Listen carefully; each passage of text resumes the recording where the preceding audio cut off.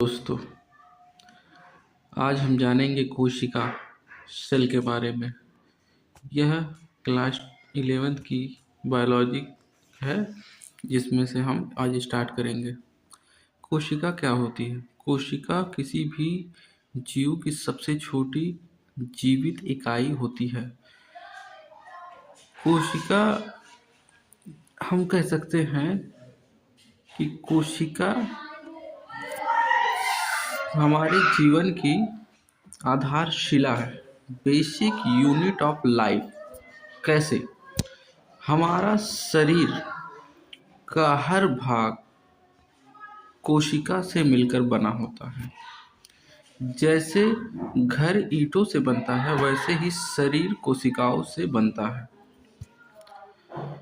इसलिए कोशिका को जीवन की आधारशिला कहा जाता है। आगे देखते हैं। कोशिका की खोज, डिस्कवरी ऑफ सेल, कब हुई और किसने की? वर्ष 1665 1665 में वैज्ञानिक रॉबर्ट हुक ने कोशिका की खोज की। उन्होंने कोर को माइक्रोस्कोप से देखा। उन्हें छोटे छोटे कमरे जैसे ढांचे दिखाई दिए, जिन्हें उन्होंने सेल कहा। ये मृत कोशिकाएं थीं जो उन्होंने देखा था। लिविंग सेल की खोज ल्यूवेनहॉक ने की थी। कोशिका का सिद्धांत, इसमें बहुत सारे साइंटिस्ट थे जिन्होंने अपने अपने विचारों को रखा। जैसे देख सकते हैं स्लाइडन ने सभी पौधे कोशिकाओं से बने होते हैं। इन्होंने ये बताया है कि सभी पौधे कोशिकाओं से बने होते हैं। अब देखते हैं स्वान ने क्या बताया है। सभी जंतु कोशिकाओं से बने होते हैं। उसी तरह विर्शो ने भी बताया है कि नई कोशिकाएं पुरानी कोशिकाओं से बनी होती हैं। इससे यह सिद्ध होता है कि सेल जीवन की मूल इकाई है। आगे देखते हैं। कोशिका के प्रकार, टाइप्स ऑफ सेल। कोशिका दो प्रकार की होती है, प्रोकैरियोटिक कोशिका और यूकैरियोटिक कोशिका।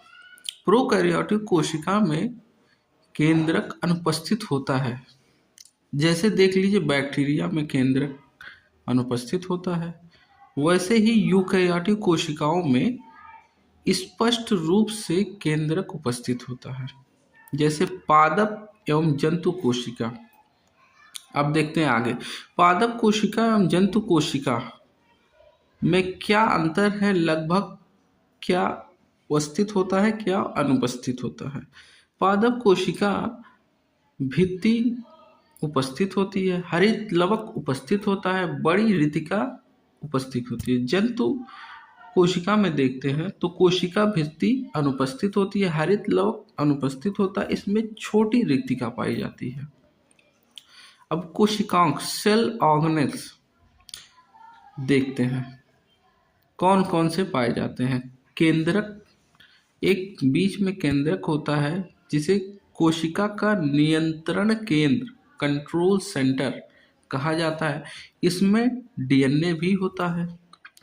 माइटोकॉन्ड्रिया, अब ये देखिए माइटोकॉन्ड्रिया जो power house of the cell कहा जाता है, ऊर्जा बनाता है। माइटोकॉन्ड्रिया जो है ऊर्जा बनाता है। राइबोसोम प्रोटीन संश्लेषण का काम करते हैं। एंडोप्लाज्मिक रेटिकुलम जो होते हैं पदार्थों का परिवहन, ट्रांसपोर्टेशन करते हैं। और गाल्गी तंत्र जो होते हैं पैकेजिंग एवं स्राव, पैकेजिंग एंड सिक्रीशन का काम करते हैं। इसको आप एक ट्रिक के से याद कर सकते हैं, NMRERG। Nucleus, mitochondria, ribosome, endoplasmic reticulum, Golgi apparatus.